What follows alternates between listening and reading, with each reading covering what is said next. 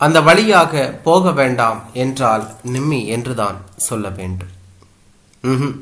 நான் வந்தா அந்த வழியாக தான் வருவேன், நீ வேணும்னா வேற வழியாக போ என்றாள் பவித்ரா. இல்லடி, நான் சொல்றத கேளு.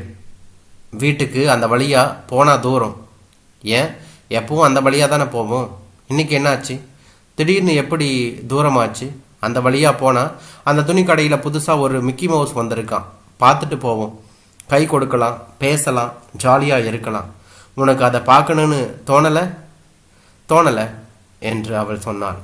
ஏண்டி என்று கேட்டாள். ஏன்னா லேசா தயங்கி விட்டு பிறகு சொன்னாள், அந்த மிக்கி மவுஸ்குள்ள இருக்கிறது எங்க அப்பா என்று சொன்னாள். பவித்ரா அதிர்ச்சியாகி நிம்மியை பார்த்தாள். உங்க அப்பா அதுக்குள்ள எப்படி நீ போனாரு என்று சொன்னார். வேலை கேட்டு போனாரு, அந்த வேலை தந்துட்டாங்க. சரி, உங்க அப்பா தானே, இன்னும் ஜாலி தான், வா போலாம் என்று சொன்னார்.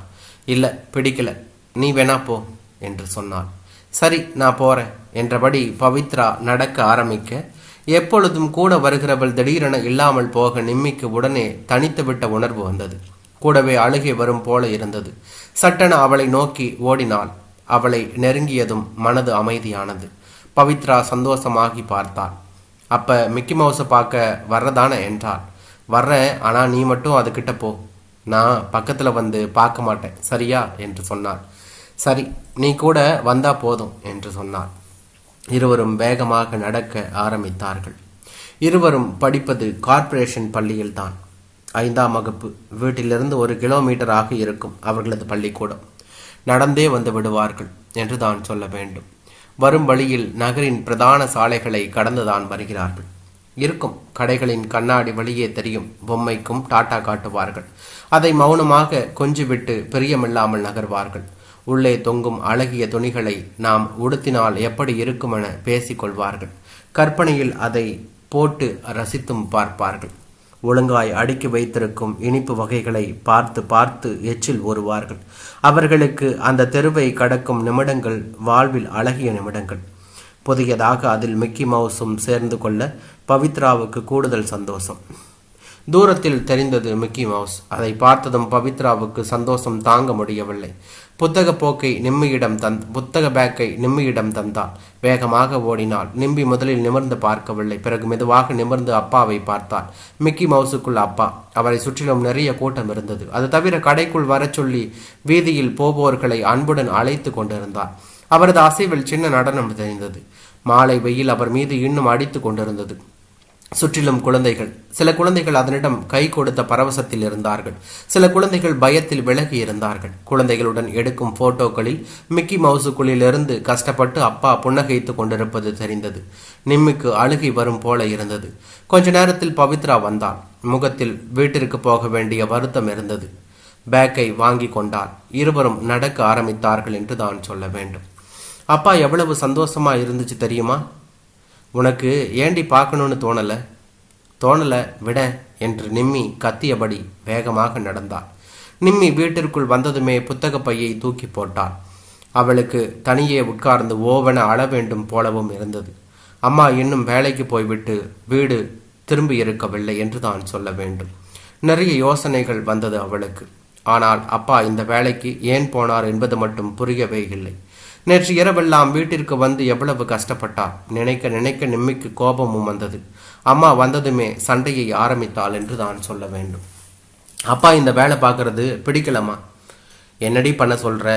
அப்பாவுக்கு பெரிய படிப்பில்லை, புத்திசாலித்தனமும் பத்தாது. இதோட எத்தனை வேலை பார்த்துட்டாரு. ஏதாவது ஒரு இடத்துல தொடர்ந்து அவரால் இருக்க முடிஞ்சதா? போகிற இடத்துல ஏதாவது ஒரு சண்டையை போடுறாரு.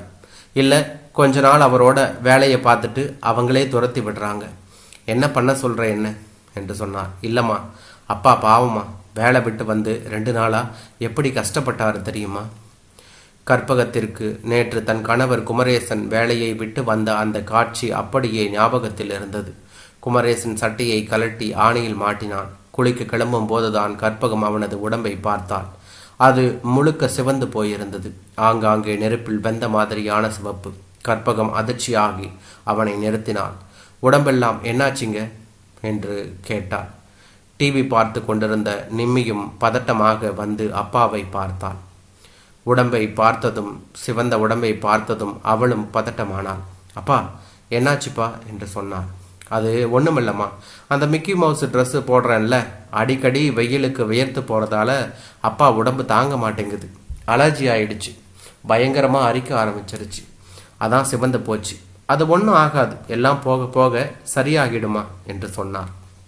நிம்மிக்கு சட்டென அழுகை வந்தது என்று தான் சொல்ல வேண்டும். இல்லைப்பா, இந்த வேலை வேண்டாம்ப்பா, பார்க்க கஷ்டமாக இருக்குப்பா என்று சொன்னால் அவரிடம். எல்லாம் சரியாயிடும், கடையில் ஓனர் மருந்து வாங்கி கொடுத்துருக்காரு, போட்டால் சரியாயிரும், போமா நீ போய் தூங்கு என்றபடி குமரேசன் குளிக்க போக நிம்மி அழுகையோடையே அவரை பார்த்தார். அந்த மிக்கி மவுஸ் வேலை எனக்கு பிடிக்கலமா என்று கத்தினாள் என்று தான் சொல்ல வேண்டும்.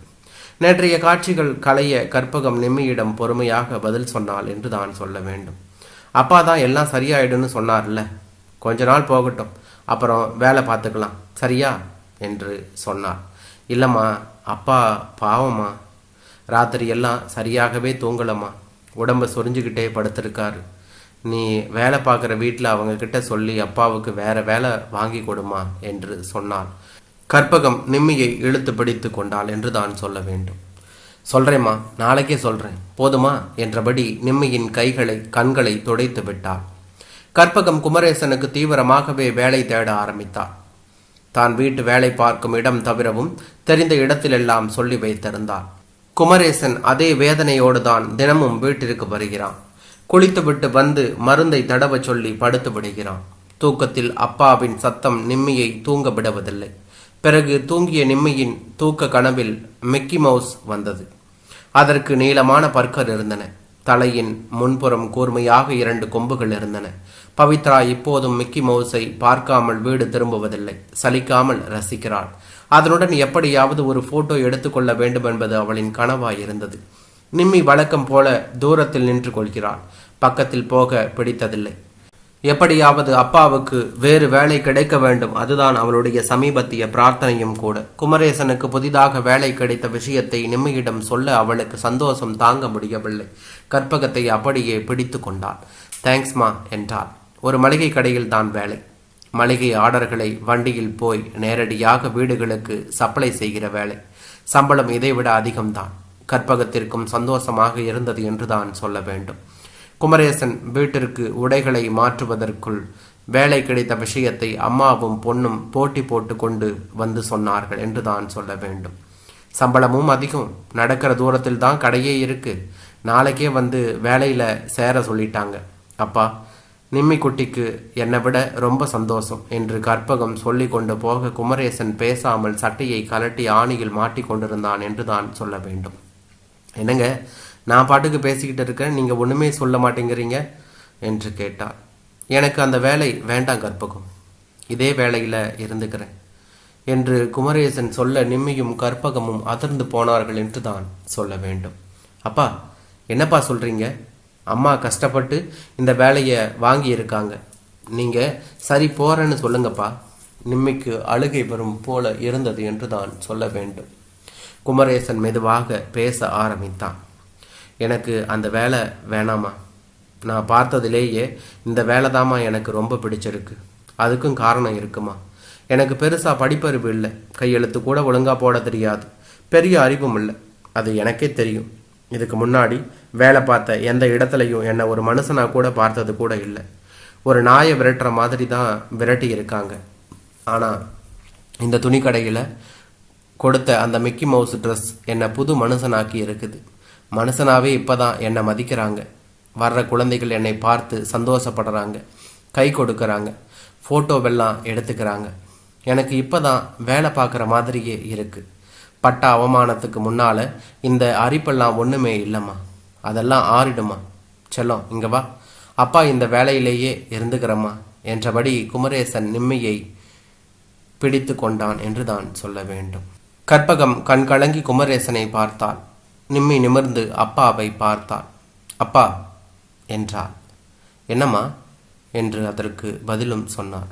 நாளைக்கு பவித்ராவோட நானும் கடை பக்கம் வரேன்ப்பா, வந்து நானும் அந்த மிக்கி மவுஸுக்கு கை கொடுக்கணும்ப்பா என்று சொன்னாள் என்றான்.